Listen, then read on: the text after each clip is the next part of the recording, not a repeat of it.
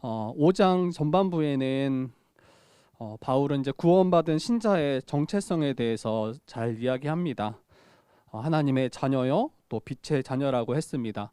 그래서 하나님의 자녀이기 때문에 아버지이신 하나님을 본받아 살아가는 그 삶은 필연적으로 또 마땅히 따라올 수밖에 없음을 이야기 나눴습니다. 거룩하신 하나님을 본받아서 서로 사랑하며 또 진실하며 또 의로우며 또 모든 착함으로 살아가는 것이 합당하다 이야기했습니다. 빛이기 때문에 빛의 열매를 맺고 어둠의 일에 참여하지 않고 도리어 빛을 비춰서 어둠 가운데 거하는 자들 또 죽어가는 자들을 건져내는 것이 빛인 교회의 사명임을 나누었습니다. 오늘 이제 본문에서는 이 바울이 성도들에게 어떻게 이 땅을 살아가야 될지 다시 한번 또 이야기합니다. 이 15절에서는 이렇게 이야기하죠. 어떻게 살아야 할지 자세히 주의하여 지혜 있는 자 같이 하라. 그리고 세월을 아끼라 이렇게 권면합니다. 지혜 있는 자 같이 이 지혜를 가진 자로서 살아가는 거죠. 지혜 없고 어리석은 자는 이제 자신의 삶을 주의하고 살피지 않습니다. 결국에는 이 자신에게 주어진 시간을 낭비하며 살아가게 될 것입니다. 그러나 주님께서 이미 성도들에게 지혜를 허락하셨고 또 그 지혜를 가진 자들은 이 세상을 살아갈 때 이 세월을 아끼며 살아갈 수 있는 것입니다. 여러분, 빛의 자녀라고 이야기할 때, 빛이라고 할 때 어둠은 그 대조적인 어둠은 이 무지와 어리석음을 상징합니다. 그런데 빛은 어떠합니까? 무지를 깨트리고 또 지혜를 상징하기에 빛의 자녀된 성도는 이미 이 지혜를 받은 자요, 또 그 지혜로 말미암아 세월을 아낄 수 있는 자임을 전제하는 것입니다. 그러니까 지혜가 없는 자가 아니라 이미 성도는 빛으로서 그 지혜 가운데 살아가는 자가 성도임을 본문은 전제하고 있습니다. 그래서 우리 성도된 우리 모든 신자는 자신의 삶을 이제 자세히 주의하셔야 됩니다. 그래서 살피시고 어떻게 우리가 시간을 사용하고 또 주님께 이 시간을 올려드릴 것인지 고민하며 살아가야 되는 거죠. 그리고 더 이제 우리가 주의해야 될 점은 이 세월을 아끼라. 이 부분을 좀 살펴야 될 것 같습니다. 세월을 아끼라 이야기할 때 단순히 시간을 낭비하지 말고 열심히 살라 이런 의미는 아닙니다. 우리가 쉽게 이 본문을 봤을 때 시간을 낭비하지 말고 시간을 잘 효율적으로 잘 사용하라 이렇게 이해하기가 쉬운데 그런 의미는 아닙니다. 이제 세상에 또 어떤 이들은 자기에게 주어진 시간을 1분 1초 이 단위로 나눠서 굉장히 시간을 효율적으로 사용하는 분들이 있습니다. 하루를 허투루 혹시 시간을 보내지 않도록 이 시간 테이블을 이것을 잘 이제 조율해서 시간을 쓰는 분들이 있습니다. 이분들은 아마 자기가 목표하는 바를 이루기 위해서 어떻게든 이 시간을 아끼려고 하는 모습인 거죠. 아마 이러한 분들은 이제 효율적으로 시간을 사용하고 허투루 사용하지 않기 때문에 자기가 이루고자 하는 그 목표를 더 잘 이룰 수 있을 것입니다. 그러나 이제 1분 1초 단위로 시간을 나누어 사용한다 할지라도 자기를 개발하고 목표를 이룬다 할지라도 이러한 삶을 사는 자를 주님께서 세월을 아꼈다 이렇게 평가하시겠냐는 겁니다.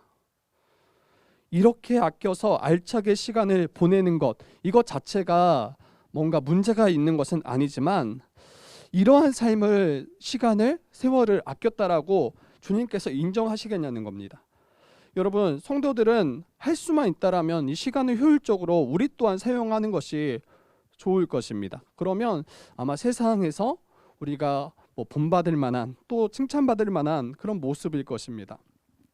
그러나 하나님께서는 이를 세월을 아꼈다 칭찬하시지 않을 것이고 하나님께서는 그러한 자들에게 도리어 지혜가 없구나 어리석다 책망하실 수 있을 것입니다. 근데 왜 이런 결과가 나오냐는 거예요. 세월을 아끼라고 말씀하셨는데 정말 자기의 시간을 효율적으로 잘 활용해서 무언가를 이루는 그런 삶을 사는 것이 도리어 지혜 없는 모습, 도리어 하나님의 책망을 받는 모습으로 드러날 수 있는데 왜 그러냐는 것을 우리가 한번 생각해 봐야 될 것입니다. 다시 말씀드리지만 세월을 아끼다라는 이 말은 단순히 시간을 효율적으로 사용하고 절약하라는 의미가 아니기 때문입니다. 그러면 이 오늘 말씀에서 세월을 아끼라는 것이 무엇인지 한번 생각해 보면 좋을 것 같습니다. 세월을 아끼라 해서 이 세월, 이건 이제 시간을 말하는 것이죠. 근데 이 시간을 의미하는 이 헬라어 두 가지 단어가 있어요. 그런데 여기서는 카이로스라고 이 단어가 쓰여졌습니다. 카이로스. 근데 그 다른 하나는 이제 크로노스라는 이 단어가 있는데요. 이 크로노스는 우리가 흔히 생각하는 시간입니다. 그러니까 1분, 1초, 뭐 1년, 2년, 3년. 우리가 시계를 보면서 1초, 2초, 3초 이렇게 흘러가는 시간을 이제 크로노스라고 이야기합니다. 그런데 여기 16절에서 쓰인 시간은 이 크로노스가 아니라 카이로스입니다. 카이로스. 이 카이로스는 1분, 2초, 3초, 1분, 뭐 2초, 3초, 4초, 1년, 2년 이런 시간이 아니라 이 사건이 일어나는 그 시간, 그래서 목적이 이루어지는 그때, 이것을 의미합니다. 좀 생소하죠? 우리가 생각하는 시간은 단순히 이제 시기가 흘러가는, 그 초침이 흘러가는 그것을 시간이라고 생각하는데 성경에서는 이것을 좀 구별해서 사용하고 있는 거죠. 이 카이로스는 그러면 어디에 쓰여졌냐면 갈라디아서 4장 4절에 이 카이로스가 쓰여졌는데, 때가 참에, 이 때가 이 카이로스예요. 때가 참에 하나님이 그 아들을 보내사 여자에게서 나게 하시고, 이처럼 중요한 사건이 이루어지는 그 시간을 카이로스라고 합니다. 그래서 이 뭔가 이런 역사적인 시간이 아니라 이 중요하게 사건으로 다가오는 그때, 그 시간을 카이로스라고 하는데, 이 세월을 아끼라는 거예요. 그때를 아끼라는 거예요. 그러면 이 아끼다라는 단어도 한번 좀 살펴봐야 될 것 같아요. 아끼다. 이 단어의 이제 원어는 이제 엑사고라조인데, 이거 기억하실 필요는 없어요. 이 아끼다라는 단어의 원어는 엑사고라조다. 근데 이 단어는 절약하다 이런 의미가 아니에요. 절약하다, 아끼다 이런 의미가 아니에요. 구속하다, 속량하다 이런 의미를 가진 단어입니다. 구속하다, 속량하다, 이 단어 어디에 우리가 주로 사용하고 듣습니까? 예수께서 친히 십자가에 달려서 죄인된 자들을, 죄인된 우리를 대신해서 형벌을 받으심으로 죄의 포로되었던 자, 이러한 자들을 건져내시는 그것을 바로 구속하셨다, 속량하셨다 이렇게 이제 사용하는 거죠. 그래서 죄로 말미암아 잃어버렸던 성도를 구원하신 것처럼 우리의 시간을 다시 되찾고 건져내라는 의미가 있는 거예요. 성도로서 마땅히 행해야 될 그 어떤 사건들, 그 시간의 때를 다시 구속해서 되찾아 오라는 거예요. 여러분, 성도들은 이제 크로노스 가운데 살아가요. 그 시간의 흐름 가운데 1초, 2초 그 크로노스 가운데 살아가지만, 그 크로노스 가운데 하나님이 원하시는 일을 선택하고 하나님이 주신 그 기회를 붙잡고 행함으로 그 크로노스 가운데 카이로스를 이루어가는 거예요. 약간은 복잡하긴 하지만 우리는 시간의 가운데 갇혀있는 존재죠. 근데 그 가운데 하나님이 원하시는 그 일들을 우리가 행함으로 그것을, 우리가 시간을 되찾아오는 것을 의미합니다.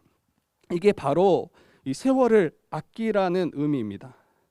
그러니까 하나님의 뜻이 나를 통해 이루어지는 그때가 바로 이제 이 카이로스요. 우리가 그때를 잃어버렸는데 다시 되찾아오라 이렇게 이야기하는 거예요. 여러분, 왜 우리는 세월을 아껴야 합니까? 그 이유는 우리의 삶이 유한하기 때문에, 또 시간을 효율적으로 사용해서 어떤 성공을 이루기 위해서 이렇게 에베소서는 이야기하지 않습니다. 세월을 아껴야 되는 이유가 무엇입니까? 우리가 살아가는 시대가 악하기 때문입니다. 세월을 아끼라 때가 악하니라. 우리가 살아가는 시대가 악하기 때문이에요.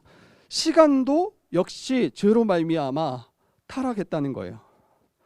저와 여러분이 살아가고 있는 이 시대는 이 공중의 권세 잡은 사단이 다스리고 있는 때잖아요. 악한 세대에 속한 때입니다. 사단이 다스리고 있기에 이 시대를 이 지혜 가운데 자세히 살피지 않고 살아간다면 우리는 의식하지 못한 채 자연스럽게 세상을 따라 살아가고 죄에 빠져 살아갈 수밖에 없는 존재예요. 그러한 곳으로 우리가 시간을, 이 세월을 빼앗긴 자가 바로 우리였습니다. 그렇기에 예수 그리스도로 말미암아 구속받은 신자는 어때요? 우리에게 주어진 시간들을 하나님의 뜻을 이루어 그 시간을 건져내면서 살아가야 되는 것이죠. 그래서 악한 때 저와 여러분들이 이 시간을 건져내며 살아가고 있는지, 아니면 세상이 우리를 끄는 대로 하나님의 뜻이 이루어지는 그때를 잃어버리고 여전히 세상을 따라 살아가고 있지 않은지 오늘 이 말씀을 통해서 우리가 다시 한번 돌아봐야 할 것입니다. 우리는 시간을 구속해서 그 시간을 다시 되찾아오셔야 돼요. 그 하나님의 그때를 다시 되찾아오셔야 돼요. 본래 신자에게 기대하시고 원하셨던 그 삶의 모습들을 되찾아오셔야 돼요. 그러면 어떻게 우리가 이 시간을 다시 되찾아올 수 있을까요? 시간을 어떻게 구속할 수 있을까요? 그 말씀이 이제 17절에 우리가 찾아볼 수 있습니다. 우리 한번 이제 17절 한번 읽어보도록 하겠습니다. 같이 읽어보겠습니다. 시작. 그러므로 어리석은 자가 되지 말고 오직 주의 뜻이 무엇인지 이해하라. 네, 우리는 어떻게 이 시간을 구속할 수 있습니까? 지혜 가운데, 주님이 주시는 그 지혜 가운데 주의 뜻이 무엇인가 분별하고 이해하셔야 됩니다. 그러니까 우리가 일상을 살아갈 때 모든 것이 다 하나님을 기쁘시게 하는 일이 아니라고 했잖아요, 앞에서. 그와 마찬가지로 우리가 살아가는 이 시간 가운데 주의 뜻이 무엇인지 우리가 살아가는 그 삶에 분별하시고 이해하셔야 돼요. 그래서 하나님이 우리를 부르신 그 일을 분별함으로 그 일에 자신의 삶을 집중하고, 하나님께서 내게 원하시는 것을 분별함으로 부름받지 않은 일, 하나님이 원하시지 않은 일을 끊어내고 거절하고, 또 하나님이 나에게 하라고 하신 그 귀한 하나님의 뜻을 집중하며 살아갈 때 우리는 이 시간을 구속할 수 있는 것입니다. 그렇게 너무 분주한 것을 우리가 경계하셔야 돼요. 너무나 많은 것을 우리의 삶 가운데 가지고 살아가면 결국 그 여러 가지 때문에 결국 정말 집중해야 될 것에 우리가 집중하지 못하고, 우리가 초점을 맞춰야 될 그 주님이 원하시는 그 삶에 초점을 맞추지 못하며 살아갈 위험이 있는 것입니다. 하나님이 내게 허락하신 그 시간, 주님이 내게 원하시는 것이 무엇인지 분별하고 그 일에 초점을 두고 집중하면서 우리의 시간을 사용하셔야 돼요. 그렇지 않으면 어떻게 됩니까? 마땅히 이루어가야 할 하나님의 뜻을 놓칠 수가 있고 그 시간을 구속하지 못할 수가 있는 것입니다. 지금 주의 뜻 교회도 마찬가지예요. 저희 교회도 마찬가지예요. 우리 교회에 하나님이 원하시는 그 뜻을 우리가 바로 분별하시고 너무 많은 것을 우리가 붙잡을 필요가 없어요. 우리 주의 뜻 교회에 원하시는 것이 무엇인지 거기에 우리가 초점을 두고, 우리가 뭔가 세계를 복음화시킬 수 없어요. 물론 기도하겠지만 우리 주의 뜻 교회에게 원하시는 것들을 우리가 붙잡고 그것을 우리의 삶 가운데 이루어가는 거예요. 그게 바로 이제 시간을 구속하는 일이 되겠죠. 먼저는 우리 예배에 우리가 집중해야 되겠죠. 그리고 정말 우리가 그리스도께 자라가는 그 양육에 또 집중해야 될 것이고, 또 우리 주변에 있는 여전히 어둠 가운데 있는 자들에게 이 복음을 전하는 일, 그 일이 가장 먼저 우리가 집중해야 되는 일이 될 거예요. 그 외에도 우리 교회가 그에게 특별하게 또 말씀하시고 원하시는 바가 분명히 있을 거예요. 그것을 분별하고 그것을 붙잡고 우리의 시간과 우리의 물질을 거기에 집중할 수 있는 것이 필요한 것입니다. 여러분의 각 개인의 삶도 마찬가지예요. 내게 원하시는, 또 내게 바라시는 것이 무엇인지 분별하셔야 돼요. 그 분별력이 없으면 아마 이것저것 막 하다가 결국 우리는 지치고 또 주의 뜻을 이루지 못하는 그런 문제가 생길 수도 있는 거죠. 반대로 이제 지혜 없는 자들, 이 지혜 없고 어리석은 자들은 어떠한 삶을 살아갈까요? 우리 한번 18절 읽어보도록 하겠습니다. 18절 같이 한번 읽어보겠습니다. 시작. 술 취하지 말라. 이는 방탕한 것이니 오직 성령으로 충만함을 받으라. 이 지혜 없고 어리석은 자들의 삶, 그들은 어떠한 삶을 살지 이 18절 전반부가 잘 이야기하고 있습니다. 술 취하지 말라. 이는 방탕한 것이니. 이 지혜 없고 어리석은 자들은 주의 뜻을 알지 못하기에 이 자기의 시간을 쾌락을 채우는 일에 이제 아낌없이 사용합니다. 이 술에 취했다는 것은 뭘 의미합니까? 술이 그 사람을 지배하고 있다는 거예요. 그리고 술 취한 자의 특징은 분별력을 잃어버려. 마땅히 행해야 될 일들을 하지 못하고 이제 속절없이 자기의 시간을 허비하는 그 삶의 특징이 이 술 취한 자의 특징이죠. 더욱더 이 주의 뜻을 분별해야 되는데 술 취한 자는 취했기 때문에 이제 분별할 수 없고 술에 빠져서 술이 끄는 대로 살아가게 됩니다. 이게 이제 어리석은 자의 모습인 거죠. 그리고 그 결국은 방탕이에요. 방탕. 방탕은 이제 허비하고 무절제한 모습인 거죠. 방탕한 자가 하나님이 주신 그 기회를, 그 카이로스의 그 때를 되찾아올 수 있겠냐는 거예요. 그의 인생 가운데 주의 뜻을 이루며 살아갈 수 있겠냐는 거예요. 여러분, 방탕한 자는 그러한 삶을 살 수 없습니다. 분별력을 잃어버렸기에 자기 이걸 판단하지 못하고 분별하지 못하고 자기의 그 쾌락만을 쫓아서 살아가는 자가 바로 이 술 취한 자의 모습인 거죠. 근데 여러분, 이것은 이제 비단 술만을 말하는 것이 아니에요. 술만을 말하는 것이 아니라 술과 같이 우리의 인생을 지배하고 끌어가는 것, 그것이 무엇인지 우리의 삶에서 여러분들이 또 생각해 보셔야 돼요. 취하다라는 것은 빠져 있다라는 것과 같은 의미잖아요. 그래서 술에 빠져 살아가는 모습, 뭐 돈에 빠져 살아가고 또 이성에 빠져 살아가고, 어떤 분들은 이제 일 중독이죠. 일에 빠져 살아가고, 또 TV나 드라마, 또 게임이나 오락, 이러한 삶에 빠져 살아가는 이들은 결국 이 세상의 쾌락에 빠져서 분별력을 잃어버리게 됩니다. 하나님이 원하시는, 신자에게 마땅히 행하기를 원하시는 그 삶을 집중하지 못하고 분별하지 못하고 세월을 낭비하는 이러한 결과를 가져오게 되는 것입니다.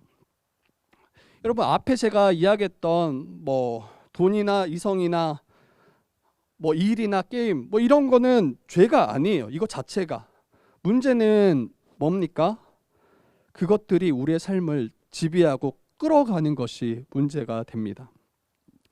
그때 우리가 마땅히 행해야 할 주님이 원하시는 그 일들을 알지 못하고 행하지 못하도록 결국 방탕한 삶으로 우리를 끌어간다는 것이 문제인 것입니다. 그렇다면 지혜 가운데 살아가는 성도가 이 주의 뜻을 잘 분별하고 이 시간을 구속하며 살아가기 위해서 무엇이 필요할까요? 지혜 가운데 살아가는 성도가 이 주의 뜻을 잘 분별하며 살아가기 위해서, 이 시간을 구속하며 살아가기 위해서 필요한 것이 무엇이겠습니까? 그게 이제 18절 후반부예요. 바로 성령의 충만함을 받으라, 이렇게 우리를 권하고 있습니다. 성령 충만함을 받아야 우리가 하나님의 뜻을 더 잘 분별하고 그 뜻을 이루며 시간을 구속하며 살아갈 수 있는 거예요. 술과 같이 세상이 나를 지배하게 우리가 버려둬서는 안 됩니다. 믿음으로 말미암아 성도 안에 내주하시는 성령께서 나를 지배하시고 다스려 주시기를 구해야 합니다. 성령께서 성도를 다스리실 때 어떠한 일들을 행하실까요? 성령께서는 지혜를 더해 주세요. 성령께서는 그 주님의 지혜를 우리에게 부어주셔서 더욱 주의 뜻을 잘 분별하게 도우십니다. 그로 말미암아 이제 하나님의 때에 하나님이 원하시는 일들을 우리의 삶 가운데 계획하고 행할 수 있도록, 우리의 시간을 구속할 수 있도록 그렇게 도우시는 분이 바로 성령님이세요. 그 결과 방탕이 아니라 주님을 기쁘시게 하는 인생을 살아가도록 우리를 인도하시는 분이 성령님이십니다. 다시 이제 말씀드리지만 술 취함은 분별력을 앗아가요. 그렇지만 성령께서는, 성령의 충만을 받은 성도는 분별력을 얻음으로 모든 시간 모든 상황 속에서 하나님의 뜻을 밝히 알아가고 그 일들을 분별함으로 행하게 하시는 분이 바로 성령 하나님이십니다. 그래서 성령 충만을 구하셔야 돼요. 성령 충만의 또 다른 말은 말씀 충만이에요. 말씀 충만이에요.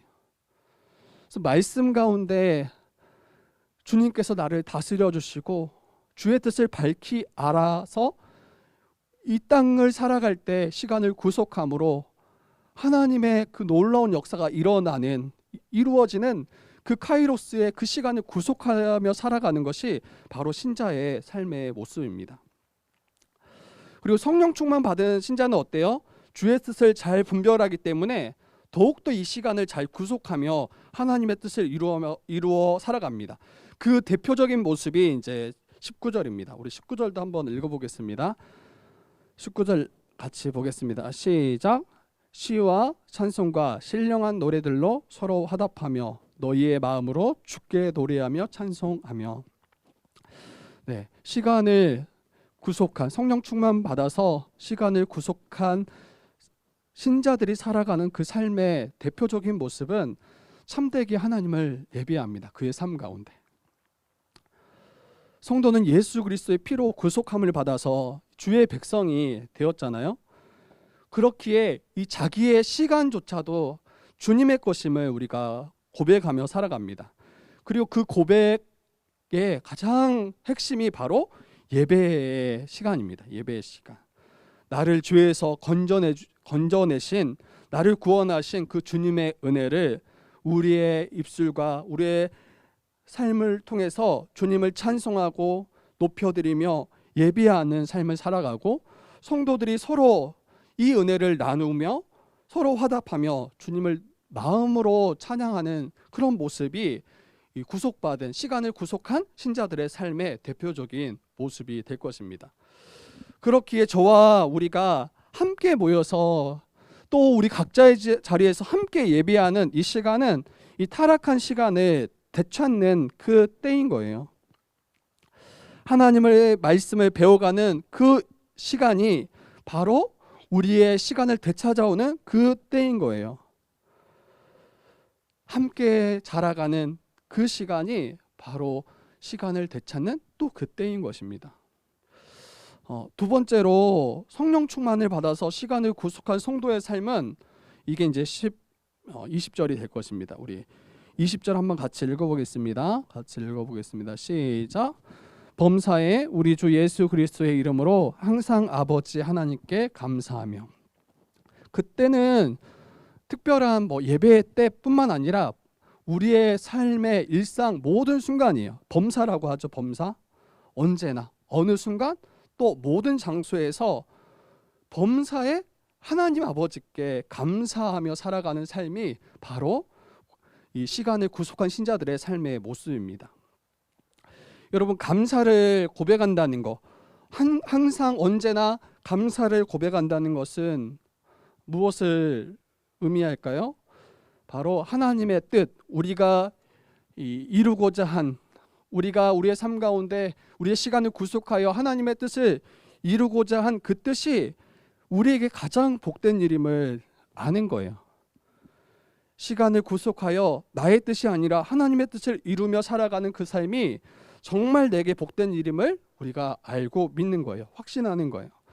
어떤 분들은 내게 주어진 시간을 나의 뜻대로 행하며 내 원대로 살아가는 것이 마치 시간을 잘 썼다라고, 또 이 시간을 아꼈다라고 이야기할 수 있을 거예요. 어떤 분들은.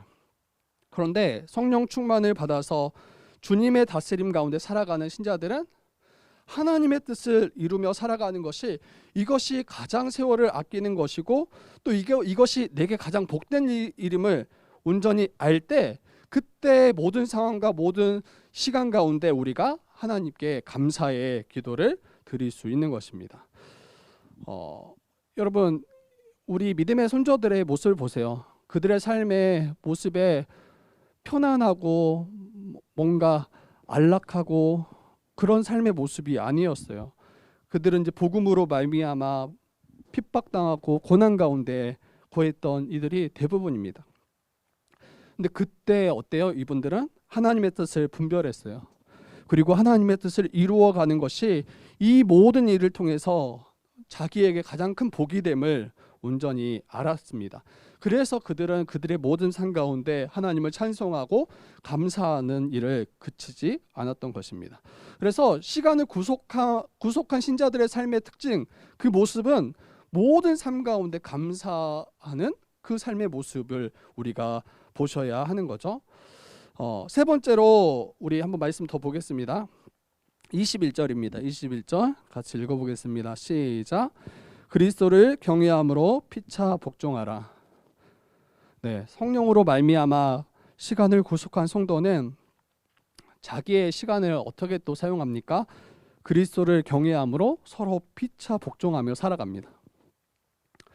이 성령 받은 자의 특징이기도 하고 또 시간을 구속한 자들의 특징이기도 하는데 그리스도를 경외함으로 우리의 주 되신 그리스도를 우리가 두려워하고 또 경외함으로 서로 한몸된 지체 서로가 피차 복종하며 살아가는 것이 바로 시간을 구속한 모습입니다. 이 시간을 구속받기 전에는 어떠한 삶을 우리가 살아갔습니까? 자신이 주가 되어서 일방적인 복종을 상대에게 구하는 그런 삶을 살았어요. 그러나 구속받은 시간을 살아가는 성도는 어떠합니까? 자신의 주장만을 고집하지 않습니다. 왕이신 주님을 경외함으로 이제 주의 뜻에 우리의 뜻을 맞추고 또 상대를 주님과 같이 또 여겨서 복종하고, 근데 일방적인 복종이 아니라고 했어요. 피차 서로 복종하는 거예요. 서로가 서로에게 주가 되어서 내가 너의 주다 이렇게 주장하는 게 아니에요. 내가 당신의 종입니다. 서로가 서로에게 내가 당신의 종임을 고백하고 그를 위해서 우리가 섬기며 우리의 인생을 살아가는 거. 그런데 서로가 이렇게 살아간다면 그 삶이 얼마나 복되겠냐는 거예요. 좀 거북 듣기 이제 불편하신 분이 혹 있을 수 있어요. 내가 종이라고요? 이렇게 이제 생각할 수 있어요. 근데 여러분 모든 지체가 서로가 피차 종이 될 때, 서로가 섬길 때 그때 하나님 나라가 이 땅 가운데 이 마음을 보게 되실 거예요. 민주주의는 이제 평등을 이야기하잖아요. 평등. 그리고 뭔가 평등하지 않고 뭔가 차별이 있을 때 우리는 우리의 평등을 이루고자 이걸 이제 외치고 또 운동을 벌이기도 합니다. 그런데 이 민주주의보다 훨씬 더 한 단계 더 우리에게 복된 그런 구조가 뭐냐면 서로 종되는 거예요. 서로가 종됨으로 서로가 높이고 서로 우리가 섬김으로 그 안에서 참된 이 복과 위로를 얻는 것, 이것이 바로 우리 시간을 구속한 성도들의 삶의 모습인 것이죠.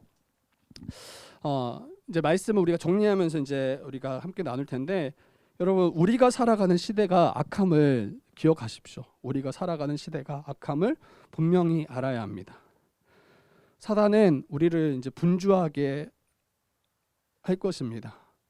그래서 우리의 주의를 분산시켜서 신자로서 마땅히 살아가야 하는 일을 하지 못하게 막고 있음을 우리가 기억하셔야 돼요.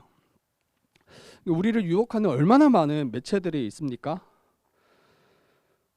우리가 이제 이 인터넷이라는 게 있죠. 그래서 컴퓨터만 있더라면 아니면 핸드폰만 있더라면 우리가 방문할 수 있는 그 웹사이트가 5천만 개가 넘는다고 해요. 그리고 7,500만 개의 블로그가 있다라고 해요. 그 안에 얼마나 많은 이제 내용들이 담겨 있겠습니까? 그리고 이제 뭐 TV나 뭐 드라마, 예능, 뭐 시사, 다큐, 뭐 요즘엔 유튜브도 굉장히 이제 유행해서 정말 많은 시간들을 그 안에서 우리가 소비하죠. 뭐 게임도 마찬가지인 것 같아요. 근데 이 드라마 하나만 우리가 이 연속극을 시작해도 뭐 한 주에 이제 뭐 2시간, 3시간 정말 이게 시간이 어떻게 지나간지 모르게 이렇게 시간을 우리가 사용하기도 합니다. 손에 이제 들려진 핸드폰 안에서도 이거에 이제 우리가 많은 시간을 또 사용하기도 합니다. 이 매체들이 우리의 삶을 이제 편리하게 하고 또 우리의 뭔가 즐거움을 주는 그런 요소들이 있어요. 그리고 이게 부정적인 것만은 아닙니다. 그런데 사단이 이를 이용하고 사용해서 우리의 주의력과 분별력을 잃어버리게 한다는 거예요. 신자들이 이 시간을 구속함으로 마땅히 해야 할 일들을 하지 못하도록 막는다는 거예요. 여기에 우리가 이제 깨어 있으셔야 되는 겁니다. 사단은 지금도 우리의 주의를 다른 곳으로 이제 돌리게 합니다. 그래서 복음을 배우지 못하게 하고, 기도하지 못하게 하고, 지체들과 교제하지 못하게 하고, 또 이러한 삶의 모습을 지루하고 따분한 일로 여기게 합니다. 그리고 우리가 힘써야 될 그 일들을 수많은 일들 중에 하찮은 일, 그 중에 하나 정도로 여기게 합니다. 우선순위에 계속 밀려가는 거예요. 신자들이 복음 안에서 성숙함으로 자라가야 함에도 불구하고 잘하지 못하는 일들이 일어나는 거예요. 어떤 이들은 일주일에 이제 한 번 예배하는 이 주일 예배 시간조차도 시간이 아깝다라고 여깁니다. 그리고 예배에 나와 있음에도 불구하고 집중하지 못하고 그 시간마저도 이제 뭐 잠을 자거나 아니면 다른 생각들로 가득 채우는 것을 보게 됩니다. 여러분, 이제 저와 여러분들은 우리에게 허락하신 이 시간과 이 때를 하나님이 주신 그 지혜 가운데 잘 사용하고 또 이 때를 구속하고 있는지, 그래서 하나님의 뜻을 이루는 그때로 우리가 사용하고 있는지 우리가 한번 돌아보셨으면 좋겠어요. 그리고 혹시 우리의 이 시간들이 우리의 참된 것을 행할 수 있는 그것들을 빼앗는 그런 종먹는 그런 시간들로 무언가 많이 빼앗기고 있더라면 그게 무엇인지 여러분들이 분별하셔서 그것을 끊어내시는 일이 있었으면 좋겠습니다. 여러분, 우리 주님께서는 33세에 그 삶을 마감하셨죠. 물론 다시 부활하셨지만 공생의 그 삶을 이 33세라는 그 나이에 마감하셨습니다. 굉장히 젊은 나이예요. 그리고 벌써 저는 이제 그 나이를 훨씬 지나서 네. 그리고 여러분 이제 곧 다가가는 분도 있고 이미 넘으신 분도 있고. 근데 주님께서 십자가에 달려 죽으시기 전에 뭐라고 고백하십니까? 그 십자가에 달려서 죽으시기 전에 다 이루었다 이렇게 고백하세요. 다 이루었다. 무엇을 다 이루었다는 겁니까? 하나님께서 예수 그리스도에게 원하시고 바라시는 그 하나님의 뜻을 다 이루셨다는 거예요.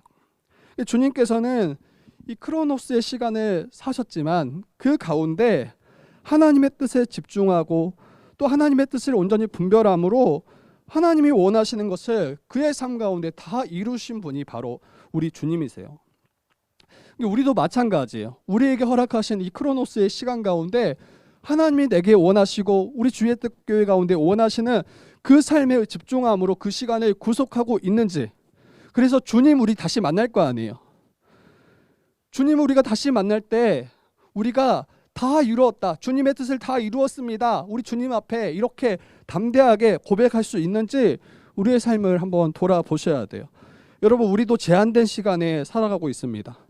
이 제한된 시간 가운데 우리는 무엇에 초점을 맞추고 살아가고 있으며 무엇에 집중하며 살아가고 있는지, 하나님이 원하시는 일에 나의 인생에 초점을 맞추고 그 뜻을 이루는데 우리의 시간을 사용하고 있는지 한번 우리 자신에게 질문하시고 우리가 답해 보셨으면 좋겠습니다. 우리는 분명히 주님 앞에 다시 설 존재들이잖아요. 그때 우리가 어떻게 고백할 수 있겠습니까? 저와 여러분들이 우리 모든 성도가 주님 다시 만날 때 주님의 뜻을 분별하고 그 뜻을 이루기를 힘썼습니다. 아마 다 이루지 못할 거예요. 우리 주님처럼 다 이루었다 이렇게 고백하실 분이 몇 분이나 있겠습니까? 그런데 만약에 저와 여러분들이 이 세월을 아끼지 못한다면 여전히 세상이 이끄는 대로 우리의 시간을 다 흘려보낸다면 그때 너무 부끄러울 것 같아요. 물론 주님 만나서 우리 구원받겠죠. 믿음으로 구원받고 하나님 나라의 백성으로 우리가 살아가겠죠. 그런데 주의 뜻을 이루고 그 시간을 구속했는가 우리가 질문하실 때는 혹시 부끄럽지 않을지 우리 자신을 한번 돌아봐서 여러분 이제 남은 인생이 물론 많을 거예요. 근데 저는 벌써 인생의 반이 지났어요. 아마 그럴 거예요. 아마 더 살 수도 있고 그렇지만 근데 제 남은 인생 가운데 정말 주의 뜻이 온전히 이루어지기를 제가 소망하고 또 그것을 위해 더 힘써 달려갔으면 좋겠어요. 그리고 저와 여러분들도 마찬가지. 그 유혹들이 굉장히 클 거예요. 그때 여러분들 지혜 가운데 분별하십시오. 분별하시고 성령을 구하셔서 성령 충만을 구하셔서 그 주의 뜻을 이루어감으로 정말 시간을 구속해서 하나님께 우리가 온전히 예배하고 또 하나님을 기쁘시게 하는 저와 우리 모든 성도 되기를 주님의 이름으로 부탁드립니다.